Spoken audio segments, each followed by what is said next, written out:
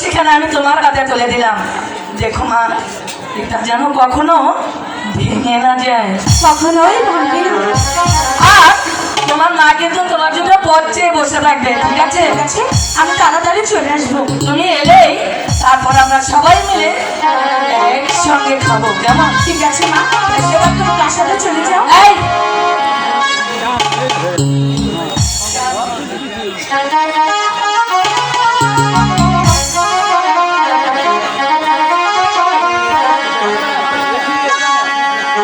সখী, মা আমাদেরকে বিদায় দিয়েছে, এখন আমরা স্বামীমানের ঘাটে চলে যাবো।